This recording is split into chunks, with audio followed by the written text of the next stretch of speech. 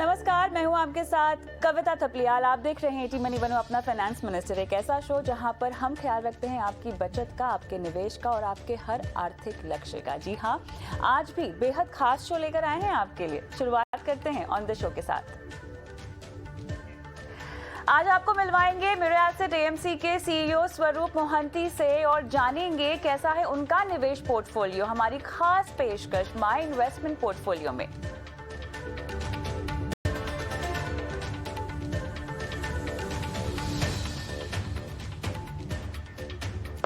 कराएंगे आपको smart shopping. Diwali में अगर नहीं खरीद पाए हैं नया गैजेट तो क्या नया है बाजार में, कितनी किफायती और कितना महंगा गैजेट आपका हो सकता है, जानेंगे हमारे एक्सपर्ट से।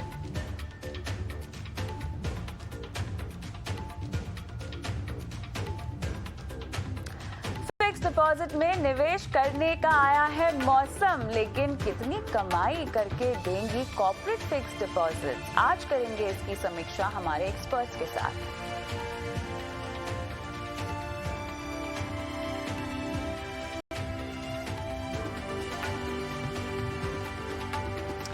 और साथ ही आपको बताएंगे कैसे बनाएं एक संतुलित पोर्टफोलियो, निवेश, insurance, credit card, crypto, loan, tax. कोई भी सवाल अगर आप हमसे पूछना चाहें तो टी मनी बनो अपना फाइनेंस मिनिस्टर में अपना सवाल भेज सकते हैं। हमारा एक बेहद खास व्हाट्सएप नंबर है 9619873567। इस नंबर पर हमें इंतजार होता है आपके सवालों का। अपने सवाल भेजिए और हम कराएंगे आपकी लाइफ फाइनेंशियल प्लानिंग।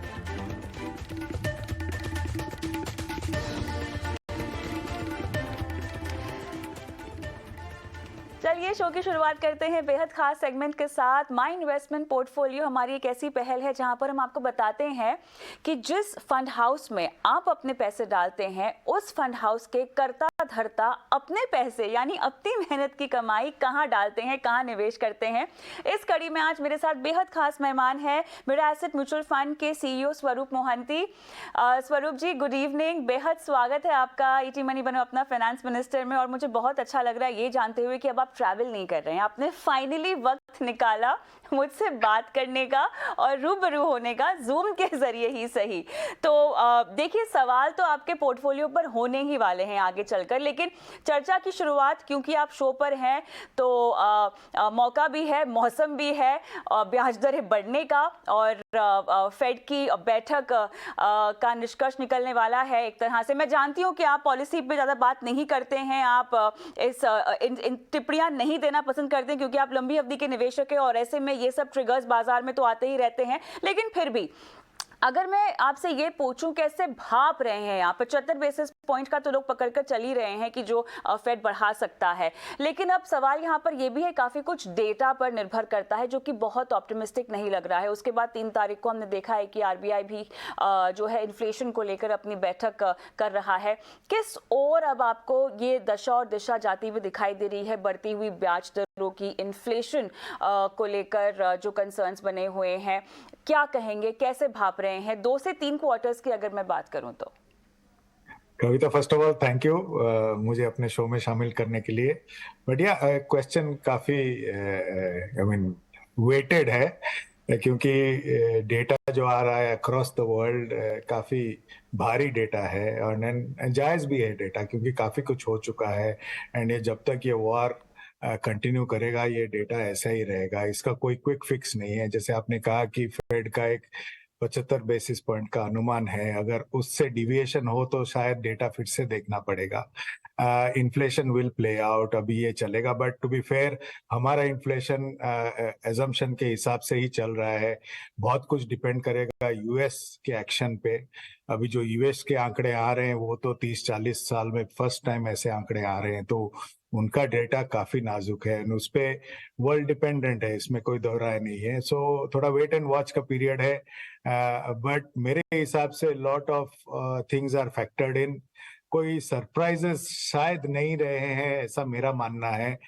जो इम्पैक्ट आने वाला है उसके साथ हम जीने लगे हैं करीब 1 साल से। इन्फ्लेशन एक्सेप्ट कर चुके हैं, इंटरेस्ट रेट्स के इंक्रीज हम एक्सेप्ट कर चुके हैं और उस हिसाब से लाइफ लीड कर रहे हैं। धीरे धीरे बिजनेसेस भी अलाइन करेंगे और जो अननोन था वो शायद एक नोन टेरिटरी में जाना शुरू कर दिया है। सो जो सरप्राइजेस जितने थे वो शायद फैक्टर्ड इन है। अगर यूएस के फेड ने कुछ चेंज किया अपने स्टैंड में, फिर से एक बार डेटा देखना पड़ेगा। बट काफी दिन हो गया, करीब 1 साल से ये डेटा हम लोग जी रहे हैं। So lot has been factored into our life is my opinion. नहीं, आपने बिल्कुल सही कहा कि जहां तक भारत की बात है, हम फिलहाल तो काफी मजबूती से खड़े हुए हैं, लेकिन कहीं ना कहीं आने वाले वक्त में अगर ऐसा ही माहौल चला तो ग्लोबल ट्रिगर्स की वजह से हमारी ग्रोथ में थोड़ी सी स्लो डाउन तो होने की आशंका दिखाई दे रही है। बहरहाल अगर मैं बात करूं एफआईआईज की, तो देखिए दिवाली के बाद से हम देख रहे हैं कि जोरदार खरीदारी का एक आलम आता हुआ दिखाई दे रहा है, जिसकी वजह से बाजार को भी काफी हद तक सपोर्ट मिल रहा है। स्वरूप, लेकिन अब सवाल यही है कि भारत उनके लिए तमाम इमर्जिंग मार्केट्स के मुकाबले हम देखें तो थोड़ा सा महंगा दिखाई दे रहा है। तो कब तक ये खरीदारी उनकी चलेगी ये तो खैर कोई भी नहीं बता सकता है, लेकिन फिलहाल जो ट्रेंड और जो ऑप्टिमिज्म बाजार में आपको दिखाई दे रहा है, ये कितना टिकाऊ है? ऐसी कौन सी बात है जो आपको लगती है कि बाजार के मूड को बिल्कुल किरकिरा कर देगी, खराब कर देगी? लाइक आई सेड, यूएस अगर फेड जो अभी 75 बेसिस पॉइंट्स और शायद दिसंबर में 50 बेसिस पॉइंट्स की जो अनुमान है उस पे अगर कुछ चेंजेस आते हैं तो शायद काफी कुछ चेंज हो सकता है। बट हमारे हिसाब से उनका भी लास्ट क्वार्टर का ग्रोथ ठीक ठाक रहा है। अगर उनका ग्रोथ वन मोर क्वार्टर ठीक ठाक रहेगा तो शायद वो वहां पे भी काफी स्टेबिलिटी देखने को मिलेगा। बट अगर वो सब चेंज होता है तो शायद हम पे भी इम्पैक्ट आ सकता है। इंडिया का डेटा जैसा एक आइलैंड जैसा है वर्ल्ड में, ऐसा डेटा शायद मेरे लाइफ में तो ऐसा विपरीत डेटा ऑफ इंडिया मैंने नहीं देखा था। तो it is good times for India. अब जब ये डेटा कंटिन्यू करेगा और वर्ल्ड थोड़ा बहुत स्टेबलाइज करेगा तो पैसा तो वापस ही आएगा इंडिया, ऐसा सबका मानना है। But lot depends on US and lot depends on the war. अच्छा, आपकी एएमसी में अभी तक अनुभव मुझे बताएं, लोग कितना निवेश कर रहे हैं, कैसे निवेश कर रहे हैं? क्या लमसम इन्वेस्टमेंट हो रही है? लोगों की एसआईपीज क्या चल रही है या उन्होंने बंद कर दी है? अच्छा, एसआईपीज अगर चल भी रही है तो क्या उनकी राशि कम हुई है? क्या निवेशकों का इन्वेस्टमेंट बिहेवियर और फिलहाल माइंडसेट क्या है? कविता, ये एक बहुत ही इम्पोर्टेंट सवाल है क्योंकि माइंडसेट बहुत इंटरेस्टिंग सा नजर आ रहा है और जो इंडस्ट्री के आंकड़े हैं उस पे एक बहुत क्या विपरीत जैसा बिहेवियर दिखाई दे रहा है सेम आदमी का when it comes to SIP investing और लमसम इन्वेस्टिंग। एसआईपी इन्वेस्टिंग के जरिए इन्वेस्टर बिल्कुल डटा हुआ है मार्केट में और ये आंकड़े तो एवरी मंथ ग्रो ही कर रहे हैं, which is so good to see. But when it comes to lumpsum investing धीरे धीरे कम हो रहे हैं और एनएफओज में ज्यादातर निवेश हो रहा है, जो इंडस्ट्री का डेटा उभर के आ रहा है। ऑन द डेट साइड एक बहुत ही अच्छा अपॉर्चुनिटी है to lock in yields in target maturity funds and rightfully so investors वो प्रिफर कर रहे हैं। But long term investing through the lumpsum route इतना तगड़ा नहीं है, ये मैं कह सकता हूँ। चलिए चर्चा को आगे बढ़ाते हैं। अच्छा, अगला सवाल लूं उससे पहले मुझे कहना है कि आपके पीछे ना बहुत सारी किताबें पड़ी हैं, तो अगली बार जब मैं आपसे मिलूं ना तो अपनी सबसे दिलचस्प किताब मुझे उसमें से निकाल के जरूर दीजिएगा। बहुत खूबसूरत लग रहा है। घर में आई है तो ये देख सकते हैं, this is my wife and my son. ये मेरे किताबें नहीं है, टू बी वेरी ऑनेस्ट। चलिए, बहुत खूबसूरत फ्रेम है बहरहाल आपका। अब बात करते हैं आपके पैसों की और आपकी मेहनत की कमाई, उसे आप कहां लगाते हैं और कैसे आपके पैसे स्वरूप आपको कमा कर देते हैं। तो आपकी जिंदगी में निवेश के साथ आपका इंट्रोडक्शन, इन्वेस्टमेंट के साथ आपका इंट्रोडक्शन कैसे हुआ, कब हुआ, ये बताएं। लकीली कविता, लाइन तो यही रहा है इन्वेस्टमेंट का। तो जब मैं शुरुआत किया था करियर तो एनबीएफसीज में काम करता था, तो तब निवेश हम फिक्स डिपॉजिट्स में करते थे। मैंने सुना कि आप कंपनी फिक्स डिपॉजिट्स के बारे में अभी आपके शो में बात करेंगे, बट 94-95 में मैं एनबीएफसीज में काम करता था। In those days company fix deposits में करीब 14-15% रिटर्न मिलते थे। तो शुरुआत तो वहीं से हुई थी। फिर 98-99 से मेरा म्यूचुअल फंड से नाता जुड़ा और 99 से मैं म्यूचुअल फंड में निवेश करने लगा। दोज डेज इनकम फंड्स हुआ करते थे, जो हम आज के डेट में बॉन्ड फंड्स कहते थे, वो भी हायर डबल डिजिट रिटर्न्स देते थे। तो शुरुआत तो इनकम फंड से हुई थी, but from 2000 onwards equity mutual funds में निवेश करना चालू किया। तो ऐसे में आपने पहली बार अपने पैसे कहाँ लगाए? निवेश, ट्रेडिंग नहीं, निवेश के लिए आपने किसको चुना, कहाँ किया? देखिए, ट्रेडिंग तो कभी किया ही नहीं लाइफ में, क्योंकि म्यूचुअल फंड ये सिखाता है हमें कि जो ये इस काम के लिए बेहतरीन है उन्हीं को ही पैसा दिया जाए, तो हमेशा एक फंड मैनेजर को पैसा दिया है। तो पहले मैं, जैसे मैंने कहा था, टाटा फाइनेंस में काम करता था, तो टाटा फाइनेंस के फिक्स डिपॉजिट्स में पहले चालू किया, फिर टाटा म्यूचुअल फंड के कुछ स्कीम्स से चालू किया था, फिर कोटक में काम करने लगा तो कोटक के स्कीम्स में से ज्यादातर इन्वेस्टमेंट चालू हुआ। जो जो एक्चुअल इन्वेस्टमेंट्स हुए मेरे, वो कोटक म्यूचुअल फंड के स्कीम्स में इन्वेस्टेड थे। चलिए, तो आपकी शुरुआत तो काफ़ी सधी हुई सी हुई है, ऐसे मुझे लगता है। लेकिन अब पूरे निवेश के आपके सफ़र में अब तक अगर मैं समझना चाहूँ, तो सबसे बढ़िया फैसला जिसमें आपने बहुत कमाई की हो, वो फैसला, और ऐसा एक फैसला जो आपको लगा कि गलत चला गया, वर्स्ट डिसीजन तो मैं नहीं कहूँगी, लेकिन शायद कहीं आपके एनालिसिस में गड़बड़ी हो गई और आप उसको एक गलत फैसला कह सकें, ये 2 फैसले क्या थे? कविता है कि इन्वेस्टर का जर्नी बहुत इंटरेस्टिंग होता है, और वो इट्स अ जर्नी जिसमें हम बहुत सीखते हैं।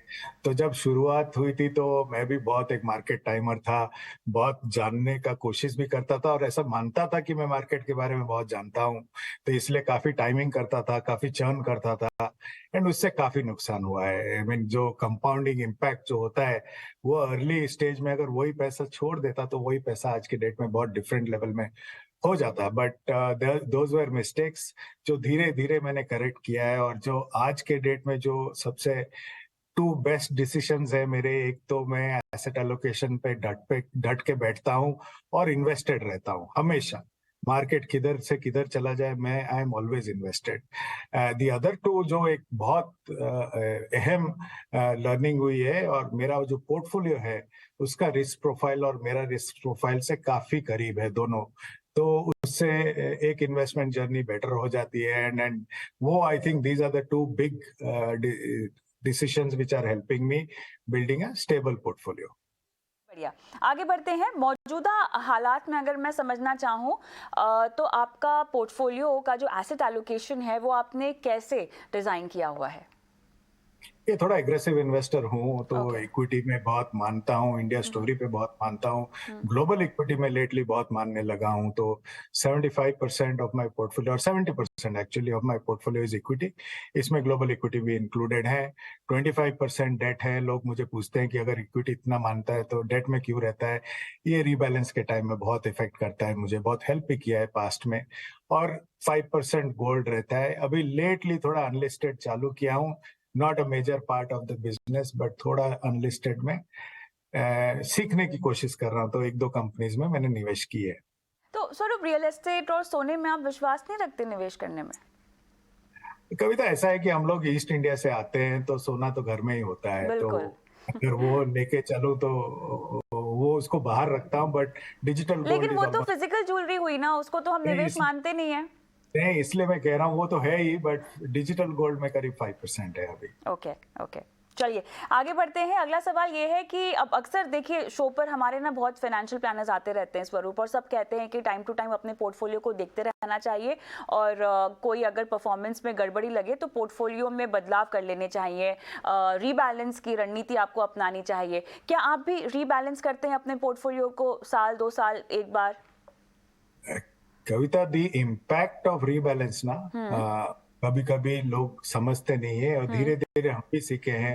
अच्छा। मैं बहुत प्लस रीबैलेंसर हूँ। साल में एक बार तो रिव्यू करता हूँ पोर्टफोलियो में, जो अंडर परफॉर्मर हैं उनको और एक साल देता हूँ, और अगर उनका स्टोरी ठीक लगे तो मैं रहता हूँ, बट अगर उनके स्टोरी और अंडरलाइंग परफॉर्मेंस में अगर थोड़ा डिविएशन आए तो 2 साल में उनको रिवर्स करने की कोशिश करता हूँ।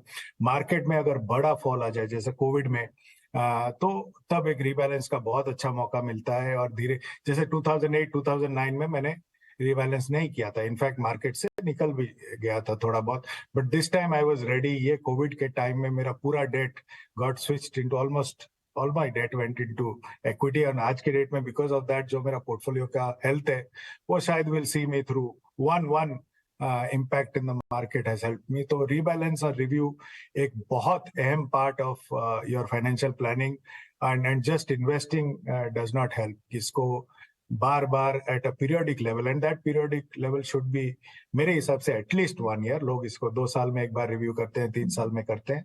मैं 1 साल में देखता हूँ पोर्टफोलियो, अगर कोई मेजर डिविएशन लगे तो रिबैलेंस करता हूँ, नहीं तो 2 साल में इसको रिबैलेंस करता हूँ। आपने एक बात कही कि आप जो अंडर परफॉर्मिंग आपको लगती है इन्वेस्टमेंट इंस्ट्रूमेंट्स, उसको परफॉर्म करने का, अपनी परफॉर्मेंस दिखाने का थोड़ा मौका देते हैं। ये दो आप साल कैसे देता हूँ। करते हैं? हाँ, ये आप कैसे करते हैं? क्योंकि बहुत सारे निवेशकों का तो अगर नेगेटिव में जा रहा हो तो बीपी हाई हो जाता है, रातों की नींद उड़ जाती है। तो आप जब कह रहे हैं कि आप समय देते हैं, तो वो समय कितना देते हैं और किसके मुकाबले समय देते हैं?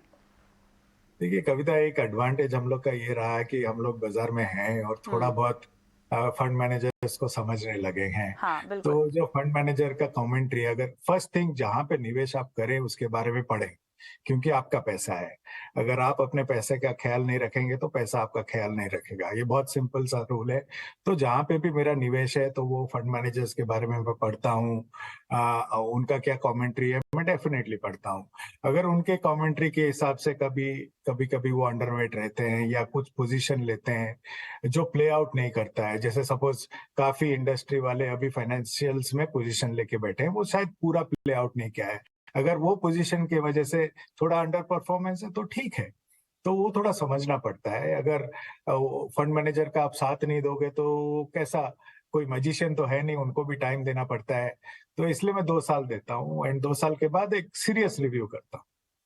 बहुत इंटरेस्टिंग पॉइंट वो तमाम निवेशकों के लिए जो कि फंड्स को परफॉर्म करने का समय नहीं देते हैं और थोड़ी सी भी गिरावट में डिप दिखाई दे तो परेशान हो जाते हैं। बहरहाल, अब आपके फाइनेंशियल गोल्स की बात करते हैं जो आपने अपने फाइनेंशियल पोर्टफोलियो के जरिए पूरे किए हैं। मैं जानती हूँ आपको वाइल्ड लाइफ फोटोग्राफी का बहुत शौक है, तो आप बहुत ट्रैवल करते हैं, आपके पास बेहतरीन से बेहतरीन कैमरा भी है जिसके जरिए आप फोटो क्लिक करते हैं।